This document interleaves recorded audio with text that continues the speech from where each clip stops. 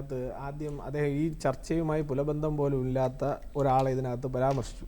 ഞാൻ അതിന് വളരെ ചെറിയ വാക്കുകളിൽ അതിന് മറുപടി പറഞ്ഞിട്ട് താങ്കളുടെ ചോദ്യത്തിലേക്ക് വരാം. അതായത് അദ്ദേഹം ED-യെക്കുറിച്ച് ചോദിച്ചിട്ട് അദ്ദേഹത്തിന് ഇപ്പോൾ ഈ പറഞ്ഞ കൊടകരയെക്കുറിച്ച് ചോദിക്കുമ്പം കരുവന്നൂരിനെ കുറിച്ച് ചോദിക്കുമ്പോൾ ഉടനെ കൊടകരയിലേക്കാണ് അദ്ദേഹം പോയത്. ഞാൻ വളരെ വിനയത്തോടു കൂടി ഇവിടെ ഇരിക്കുന്ന ഇടതുപക്ഷ നിരീക്ഷകനായിട്ടുള്ള വ്യക്തിയോട് വളരെ കൃത്യമായി പറയാൻ ആഗ്രഹിക്കുന്നു. കൊടകര കുഴൽപ്പണക്കേസുമായി ബന്ധപ്പെട്ട് കേസെടുത്തതും അന്വേഷിച്ചതും കേരളത്തിലെ പോലീസാണ്. കേരളത്തിലെ പോലീസിനെ നിയന്ത്രിക്കുന്നത് നിങ്ങളുടെ ആരാധ്യനായിട്ടുള്ള ഇന്ദ്രചന്ദ്രന്മാരെ ഭയക്കാത്ത ഉരുപ്പിടിച്ച വാളുകൾക്ക് ഉയർത്തിപ്പിടിച്ച വടിവാളുകൾക്ക് ഇടയിലൂടെ നടന്നുപോയ സഖാവ് പിണറായി വിജയനാണ്, അല്ലാതെ BJPയുടെ സംസ്ഥാന അധ്യക്ഷനല്ല.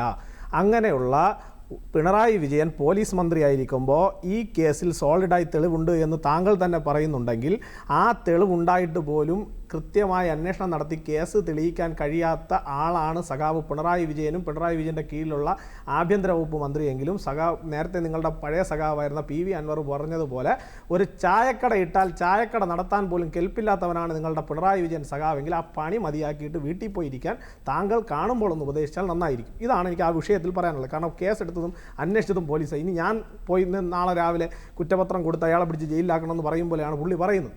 അപ്പോൾ അതുകൊണ്ട് അതാണ് അതിൻ്റെ മറുപടി. ഇനി താങ്കൾ ചോദിച്ചല്ലോ എന്തിനാണ് പാർട്ടിയിൽ പ്രതിയല്ല. നേരത്തെ ഞാൻ താങ്കളോട് 5 അക്കൗണ്ട് നമ്പറുകൾ പറഞ്ഞു. ആ 5 അക്കൗണ്ട് നമ്പറുകളെ കുറിച്ചാണ് ഇപ്പോൾ രാജേഷ് ഏട്ടൻ സംസാരിച്ചപ്പോൾ അദ്ദേഹം പറഞ്ഞത് 5 അക്കൗണ്ട് നമ്പറുകളെ കുറിച്ചാണ്. നേരത്തെ മാധ്യമപ്രവർത്തകൻ അദ്ദേഹം സംസാരിച്ചപ്പോഴും പറഞ്ഞു കൃത്യമായി 164 സ്റ്റേറ്റ്മെൻറ്റിൽ കൃത്യമായി 5 അക്കൗണ്ട് നമ്പറുകളെ കുറിച്ച് പറഞ്ഞിട്ടുണ്ട്. ആ 5 അക്കൗണ്ട് നമ്പറിലാണ് ഈ പറയുന്ന AC മൊയ്തീനും അതുപോലെ രാധാകൃഷ്ണനും അതുപോലെ തന്നെ വർഗീസും ഒക്കെ ഈ പറയുന്ന ബിനാമി ലോണുകൾ വാങ്ങിക്കൊടുത്തതിന് ശേഷം അതിൽ നിന്ന് കിട്ടുന്ന കമ്മീഷനുകൾ ഈ 5 അക്കൗണ്ടുകളിലായിട്ട് ആണ് നിക്ഷേപിക്കുന്നത് എന്ന് ഞാനല്ല പറഞ്ഞത്. പാർട്ടി തന്നെ അപ്പോയിന്റ് ചെയ്ത മുൻ മാനേജറും മുൻ സെക്രട്ടറിയും ഒക്കെ പറയുകയാണ്.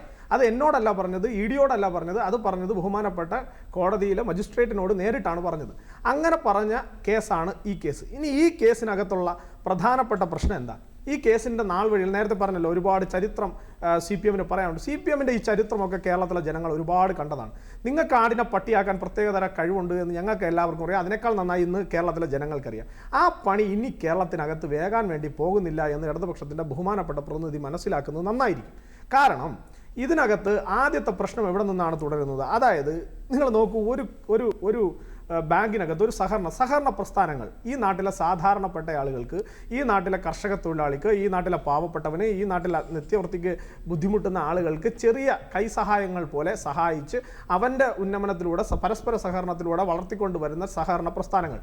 അങ്ങനെ സഹകരണ പ്രസ്ഥാനങ്ങൾ വളർന്നു വന്നപ്പോൾ ഇതുപോലുള്ള CPM-ൻ്റെ ചില ഈ അമ്പലം വിഴുങ്ങി ടൈപ്പ് ആൾക്കാരെല്ലാവരും കൂടി ഈ പറയുന്ന ചില ബാങ്കുകളിലൊക്കെ കയറിപ്പറ്റി. എന്നിട്ട് പാവപ്പെട്ടവൻ അവന് വിരമിച്ച് ജോലി കഴിഞ്ഞ് ജോലിയിൽ നിന്ന് പെൻഷൻ വാങ്ങുകയോ ജോലിയിൽ നിന്ന് ഈ പറയുന്ന അവന് കിട്ടുന്ന പെൻഷനൽ ബെനിഫിറ്റ്സ് ഒക്കെ കൊണ്ടുവന്ന് അവൻ ഇതുപോലുള്ള ബാങ്കുകളിൽ ഇടുന്നു.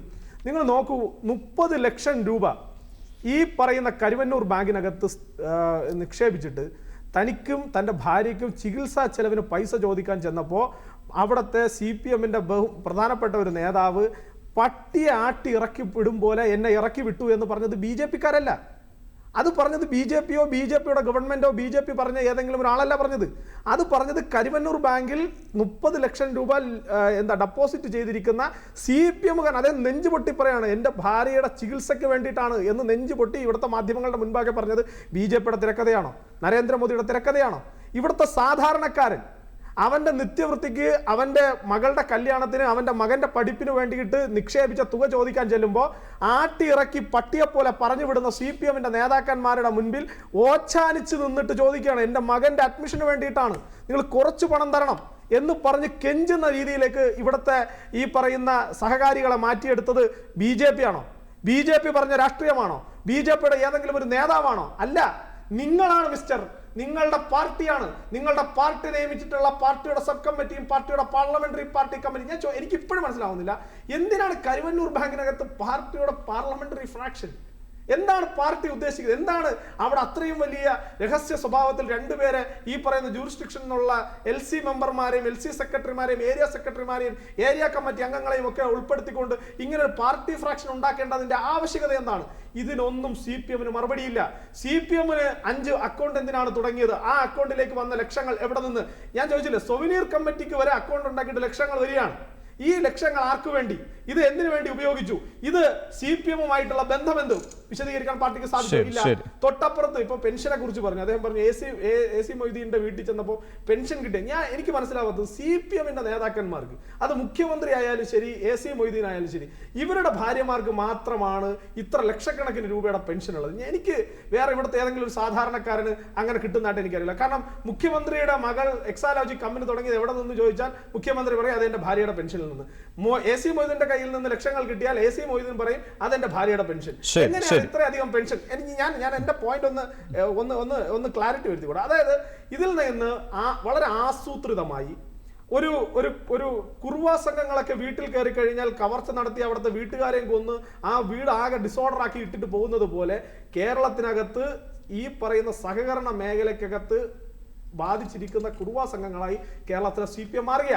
കേരളത്തിലെ CPM-ന്റെ നേതാക്കന്മാർ ചെയ്യുന്നത് ഒരു സൈഡിൽ ഇതിനു വേണ്ടിയിട്ട് ഈ ബാങ്കിന്റെ അടിത്തറ നിർമ്മിക്കാൻ വേണ്ടിയിട്ട് ഡെപ്പോസിറ്റ് ചെയ്ത ഇവിടുത്തെ പാവപ്പെട്ട അവിടുത്തെ സഹകാരികളെ അവരെ തല്ലി ഒതുക്കി അവരെ മരണത്തിന്റെ പടുകുഴിയിലേക്ക് 30 ലക്ഷം രൂപ ഇട്ടിട്ട് ആ ഭാര്യയും കൊണ്ട് ചികിത്സിക്കാൻ സാധിക്കാത്ത വൃദ്ധനൊക്കെ നമ്മുടെ മുന്നിൽ നിൽക്കുകയാണ്. അങ്ങനെ മരണത്തിലേക്ക് തള്ളിവിട്ടുകൊണ്ട് അവരുടെ അധികാര സോപാനങ്ങൾ ഉറപ്പിക്കാൻ ശ്രമിച്ച CPM-ന് ആ പാവങ്ങളുടെ കണ്ണീരിന്റെ ശാപമാണ് CPM-നെ വേട്ടയാടുന്നത്. അല്ലാതെ ഭാരതീയ ജനതാ പാർട്ടിയോ അല്ലെങ്കിൽ BJP-ക്കോ CPM-ന്റെ കരിവണ്ണൂർ വിഷയവുമായി യാതൊരു ബന്ധവുമില്ല. ഒരു കാര്യം ഞാൻ കൃത്യമായി പറയാം, CPM വിചാരിക്കുന്നത് പോലെ കണ്ണുരുട്ടി കാണിച്ച് പേടിപ്പിച്ച് അല്ലെങ്കിൽ ED ഉദ്യോഗസ്ഥന്മാരെ ഭീഷണിപ്പെടുത്തി ED ഉദ്യോഗസ്ഥന്മാരുടെ ഓഫീസുകളിലേക്ക് നിങ്ങൾ മാർച്ച് നടത്തി നിങ്ങൾക്ക് ഇതിൽ നിന്ന് ജയിച്ചു പോകാം ആ ധാരണ അത് അസ്ഥാനത്താണ് എന്ന് CPM-ന്റെ ആൾക്കാർ മനസ്സിലാക്കി വെക്കുന്നത് നന്നായിരിക്കും.